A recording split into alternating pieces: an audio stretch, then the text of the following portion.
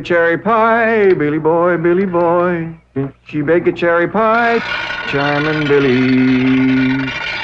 She can bake a cherry pie, quick as a cat can wink her eye. She's a young thing and cannot leave her mother. Well, Granny, did you pick out your spot yet for the garden? Yep. I kind of favor a patch right close here to the house. Yeah, I'll plow you up something there directly. Yeah, just enough for some onions and taters and some Rudy Bakers. And a few rows of corn. Paul? Morning, Granny. Paul, can I help you with the plowing and the spading? Well, Ellie, I'd rather you put on one of them pretty dresses that Miss Hathaway got you. But, Paul, I can plow better in these clothes. Means for plowing. You know, Ellie, I'd like you to wear one of them dresses kind of regular. Wouldn't you, Granny? You're mighty fetching in a dress, Ellie. Prettier than a tub of fresh churned butter. Paul, if I go to wearing them dresses, Jethro will make fun of me. I reckon he hadn't better. Now, you run along and put on something with skirts. All right, but he hadn't better make fun. He won't, he won't. You know, speaking of Jethro, I think he's got himself a sweetheart. The banker's secretary? That's right. They was out together last night. What'd they do? Well, I don't rightly know for sure, but it was something to do with bowls. All you do with bowls is eat. Yeah, I reckon that's what it was then. She said she was going to take him bowling. You know, Jed, I kind of like that Miss Hathaway. Yeah, I think she kind of likes us, too. Oh, those marvelous Clampetts. Those simple, rugged mountain people. The more I see of them, the more I am impressed. Yes, now Never have I observed such strength of body, mind, and character. Yes, now They stand like boulders on the pebble-strewn landscape of Beverly Hills. Like mighty oaks among bushes. Like quiet. Now, like I admire them, too. But those boulders need polishing, and we've got to put some city leaves on those oaks before my wife gets back from Boston. Incidentally, in any endeavor requiring physical strength, they are most exceptional. I took Jethro bowling last night. Here's the bill. $3,000. How many games did you bowl? Well, you see, what happened was this. I said to Jethro, Pick up that bowling ball, she says, and see can you knock over them pins down yonder. They's just sticks. Anyway, I snatches up that rascal, draws back, and lets her fly. Did you knock down them pins? Yeah, the pins, the pin boy, the end of the building, a brick wall, and a signboard down on Sunset Boulevard. I bet you Miss Jane didn't do that good. Well, she didn't even try. But she just looks at me and says, Jethro, you're strong as an ox and twice as handsome. Ain't no two ways about it, Granny. That city girl is sweet on this boy. I reckon so, the way she's bragging on his looks. You are handsomer than an ox. Thank you, Granny. Cousin Ellie, you're a city girl now. Do you think... You see there, Paul? I told you this would happen if I took to wearing these dresses. You call me that again, and I'll turn you every way but loose. Didn't say nothing but city gal. Ellie Mae Clampett! You get up from there or you're going across my knee. And Jethro, you're going across mine. What did I do that was so all-fired bad? In that dress, she looks just like a city gal. You did it again! I reckon we better go out there and see she don't hurt him.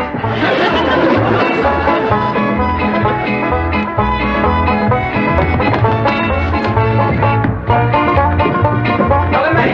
Leave me, Ellie Mae! Jethro, now that we living in a city, you got to learn to use the steps. You'll be happy to know that I'm making splendid progress with Ellie Mae. She's turning into quite a lady. Fine. But it's Jed, Granny, and Jethro we've got to work on. Clothes, manners, the works. What have you done about servants? That's a problem, Chief. They're basically opposed to the whole idea of able-bodied people letting others do their work for them. Well, that's a refreshing attitude. But we've got to get a skeleton staff in there somehow. A combination butler and valet for Jed and Jethro. To help them assemble a wardrobe, teach them how to... Ravenswood. Your butler? Oh, he's never been my butler. Came with my wife like an overweight dowry. Been in her family for years. And with Margaret in Boston, I can certainly spare him, plus her upstairs girl, Marie. I doubt if you can sell Mr. Clampett on the idea of servants. Get him on the phone. I'll make him think he's doing me a favor by taking him off my hands for a while. Right, Chief? She had not have thrown me down on my head like that. What if I'd have been carrying a frog in my hat? You ain't supposed to be wearing your hat in the house. Well, Granny, where's a fella gonna carry a frog? They jump out of your pockets. Hello? Oh, howdy there, Mr. Drysdale. Glad to have you back from Boston. Your missus come with you? Oh, that's too bad. I know her and Granny had hit it off like two sows in a mud waller. Yes, I'm sure they would. No recipes? No, my wife doesn't do much cooking. No, I doubt if she ever made grits and hog jolls. Well, how about mustard greens and possum belly? No? Oh, pone and squirrel shank? Boiled chicken hawk. Well, say, she don't do much cooking, does she? No. Well, the reason I called Mr. Clampett is I have a butler. Well, he really belongs to my wife's family, but he's been with us ever since we were married. And I was wondering if you'd let him come and stay with you for a while. You mean board with us? Well, I guess you could call it that. Who's gonna board with us? Just a minute. Some kin of Miss Drysdale named Butler. Why, we be just... That's that no good fat rascal that wouldn't let Ellie and me in to help Miss Drysdale when she was sobering out. Hello? Granny was talking at me, but she's done now. Oh, no, she ain't. Just a minute. Granny, let me hear the men out, and then we can talk it over. Yes, sir, Mr. Drysdale. I'm a-listening now. Well, in addition to Ravenswood, he's the butler, you can also have my wife's upstairs girl, Marie. Margaret may be away for some time, and I have absolutely no use for him.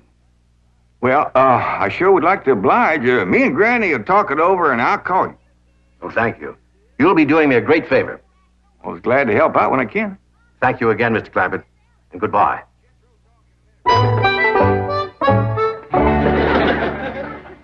Is somebody coming to live with us, Uncle Jed? Maybe, Jethro, maybe. Why don't you go out and make up with your cousin Ellie? Okay, Uncle Jed. All right, Jed, let's have it. We gonna board that butler fella? Well, Mr. Drysdale will take it mighty kindly if we did. He says he ain't got no use for him. I don't like him myself. Granny, you only met him once. Once was enough. I asked him real nice. I said, are you a-doing for Miss Drysdale that she's feeling poorly? Are you doing the washing and the scrubbing and the cleaning for her? And he looks right down his nose at me and says, Madam, I am a butler. I reckon he is proud of his name. Kind of fancy. Ravenswood Butler. I don't care if it's Stonewall Jackson. And I think Mr. Drysdale has a lot of gall to ask us to take his wife's kinfolks off his hands. Well, now, I'm mighty beholden to him. You know he's keeping my $25 million in his bank, and he ain't charging me one penny to do it. That's his business.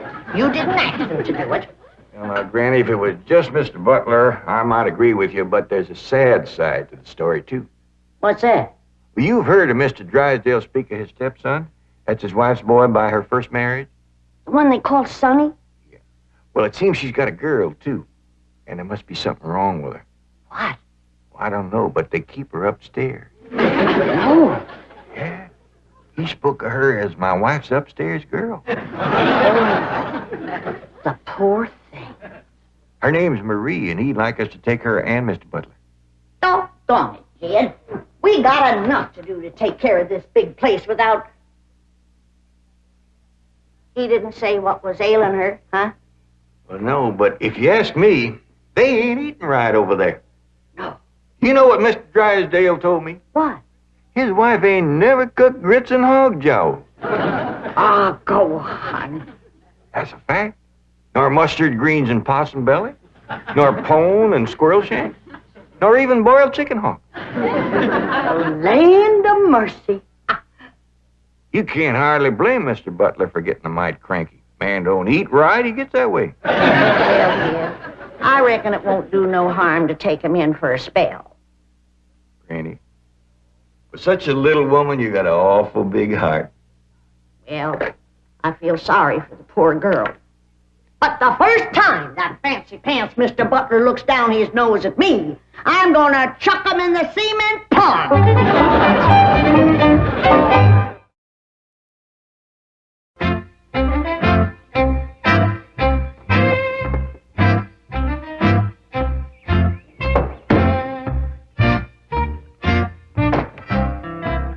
Now, I'm doubling your salaries for the length of time you stay at the Clampett home. But if one word of this gets back to my wife in Boston, you're both out of work with no references. Actually, you will find the Clampetts to be basically fine people. All they need is a little polish. Polish. They need sandblasting. However, I think Miss Hathaway's plan may overcome their initial resentment of wearing city clothes. Yes, I think I have devised rather a clever strategy. To put it briefly and succinctly, my strategy is as follows. I shall propose to the Clampetts that they sit for a family portrait. As you know, my hobby is painting. Now, I shall suggest to the Clampetts that their attire match their background, which is, of course, their beautiful mansion. They will no doubt see the logic of my didactic approach, accede to my wishes, don suitable raiment, and, once they have seen themselves thus attired, take... We're in. Let's go. We forgot to dust the stair rail. I'll do it, Granny.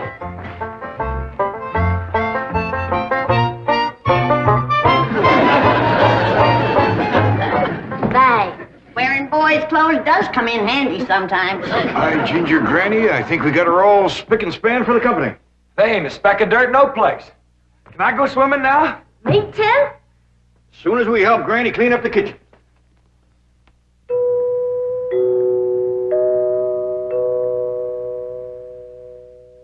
There goes that music again. Sure is pretty. You ever find out where that comes from? Know 'em, Granny. Every single time I commence to looking for it, somebody comes to the door. Nobody to the door now? There will be. You'll see.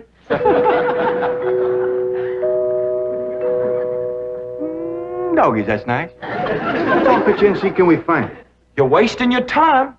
I'm a-telling you, before you can find it, somebody will come to the door. There, you see? Happens every time. Now remember, Ravenswood, I'm counting on you. Don't fail me. You have my word, sir. I've been butler and valet since boyhood, as was my father before me and his father before him. And I've yet to meet the man or woman who posed a social problem too difficult for me to handle. That's the spirit. Howdy there. Remember me, Mr. Butler? No! Ravenswood, come back! You gave your word! Come back, you coward! Come back here! I'll cut off your fringe benefits! Ravenswood probably forgot something. He'll return shortly. Meanwhile, this is Marie, Mrs. Drysdale's upstairs girl. Marie, J.D. Clampett, Howdy. Jethro Bodine, Ellie Mae Clampett, and Grandma Clampett. No, ma'am. I am a Moses. Pardon? Granny's related on my wife's side. They's the Moses family from Tennessee. Then your name is Granny Moses? Grandma Moses. That's right. There was a very famous Grandma Moses who painted primitives. I've whitewashed a few myself. I'll show Marie to her room. Listen, Marie, honey. Over here, you've got the run of the house. You don't have to hide upstairs. Ain't nothing wrong with that girl, but want some good cooking will cure her. She's half starved. Poor thing is so weak her knees keeps a buckling on her. She's kind of pretty, though, for a skinny girl. Just wait till she gets a mess of Granny's grits and hog gels. That'll fill her out. Well, I'll get some of cooking. Guess that butler fellow will be coming back directly. Oh, and Granny, can we have some of that salted down possum belly that Ma sent us? Well, I reckon it is kind of a company meal. Granny, open up a jar of them pickled crow gizzards. Now, Jed, we don't want to spoil these folks. They might get to thinking we eat like that every day. Baby, will you do something nice for me? Sure, Paul. Will you go get into that pretty dress again? Oh, Paul, Jethro will make fun of me. No, I won't, Ellie Mae. Cross my heart. Well, That's my darling. Thank you. And then you be real nice to Marie. She's had a bad life. I'll be nice to her. She's pretty. Let's all be nice. it's far. I wanted to go swimming. Now I gotta go put on an old dress. Cousin Ellie, you look awful pretty in a dress. Honest you do. Do I look pretty in that there city girl? You look prettier than that there city girl. That did it. Come on and fight. Ellie, There's nothing to be afraid of, Ravenwood. The fact that they're big and strong doesn't mean they're violent. Elephants can be gentle. Now, Ravenswood, your letting appearances deceive you. Oh, really, Oh, sir? I do admit on the surface they do seem a bit rough, even cruel. But I assure you underneath they are placid, kindly, and gentle. See? You shouldn't have called me a city girl. Ellie Mae, leave me alone, please, Ellie Mae. City girl.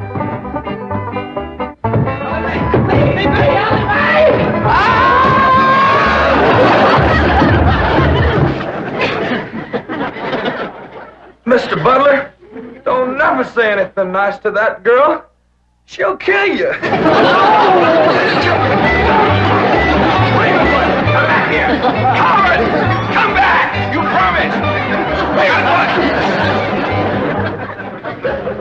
I found her granny when Mr. Drysdale said he didn't have no use for Mr. Butler. He sure wasn't fooling. I just seen him cut through the brush chasing him with a stick. If Mr. Butler gets sassy with me, I'll chase him with more than a stick. Jed, Ellie throwed me down on my head again.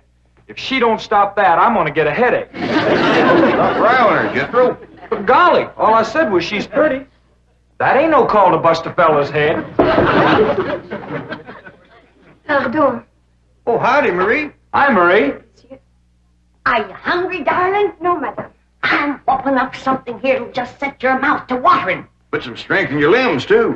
Tell her what it is, Granny. A great big mess of grits and hog jowls. And salted down possum belly. Oh, pickled crow gizzards. How you like that? Don't tell me that child ain't hungry. Why, she's ready to drop in her tracks. Set her at the table and I'll dish up a mess. No, please. I only came in to bring you a message from Miss Hathaway. She's preparing to paint a family portrait, and she wishes to know if you all will sit for her. May I tell her that you will sit for her? Well, yeah, I reckon we'll do that. Merci.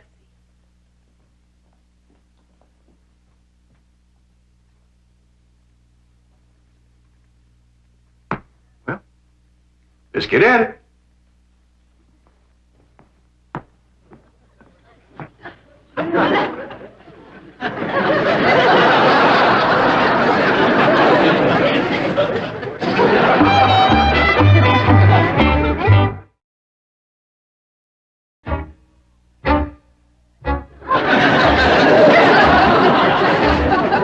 It's all right to talk while we're sitting. Yeah, I reckon. I found out something about Marie. What? She's scared of Mr. Butler. How'd you know? I asked her to go swimming with me, and she says he wouldn't allow it. What business is it of his? That's what I says. And she says he's a butler, and I'm just an upstairs girl. I got to do whatever he said. We'll see about this. Ah, dingies. Let's hit Mr. Drysdale, find him, and give him a whooping. I'll catch him, Granny. Ellie, you go put a dress on like you promised. Uncle Jed, I'm going swimming. If I see him, I'll fetch him in. Don't go jumping in with your clothes on again. Oh, I won't, Uncle Jed. Miss Hathaway, she gave me a present last night. She says it's something special for to go swimming in. What'd she give you? Oh, pair of trunks. You go swimming in the cement pond. Boy, it's too big to go swimming in a trunk. Ed, In a pair of 'em. I got a feeling that Mr. Butler feller is gonna be trouble. Yeah, we can handle him. Well, I still say that I think Mr. Drysdale has a lot of nerve to ask us to board his wife's relations. Maybe he just fed up. Man can get awful tired of having his wife's kin underfoot all the time.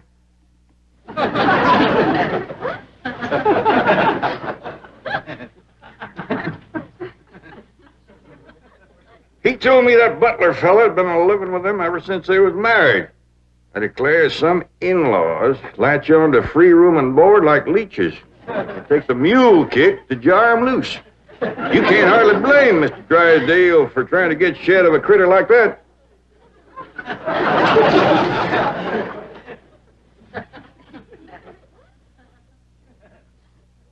Is that the way you feel? You bet it is. I'll see how fast I can get packed. I'll get out from underfoot just as quick as I can. Wait a minute. No, Jed. I know when I'm not wanted. It don't take no mule kick to get shed of me. Darnation, Granny, well, I wasn't talking about you. We couldn't get along without you. No, Jed. I'm just a burdensome old woman. No good to nobody. Why don't you throw me down the well? Go ahead, pick me up, carry me out to the well, and throw me in. Stop talking like that. Uncle Jed! Uncle Jed, look here! I caught him. Mr. Drysdale, he gave out, but I caught this fat little rascal. What are you here? You gonna whip him, Granny? No, Jethro. I'm going to get thrown down the well. Why don't you throw us both down the well together? We're just no good leeches both. Hush. Mr. Butler, I'm sorry Jethro got mighty rough with you. He don't mean no harm. He's just an overgrown boy. Now, we's all mighty pleasure to have you come and stay with us, and as long as you behave yourself, won't be no trouble. Oh, I'm Jed Clampett. Sir. This here's Granny. I reckon you and Jethro done met. Yeah. Sir. Oh, and this here's my daughter, Ellie Mae. Enchantée, mademoiselle. Vous êtes très belle, très charmant, très ravissant. Don't you dare use them kind of words to a lady. What do you say, Granny? I ain't sure, but it sounded dirty. You said your daughter was pretty and charming. Oh, you're so different from all the others. You're like a beautiful city girl. He had not have said that. Oh, Marie, Oui, Miss Jane. didn't you say the Clampetts had agreed to sit for their portrait? Me? They said they would do it. Well, what is it? I believe it to be self-preservation, madam. No!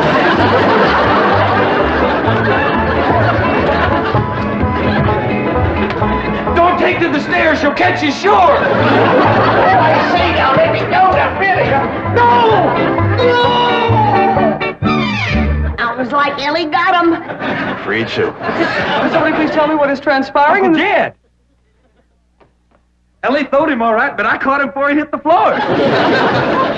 So here you are. Well, now, everything seems to be fine.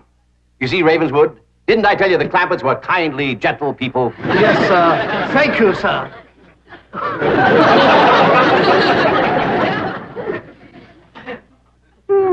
We're gonna have to feed up both of them, Granny. His knees is buckling, too.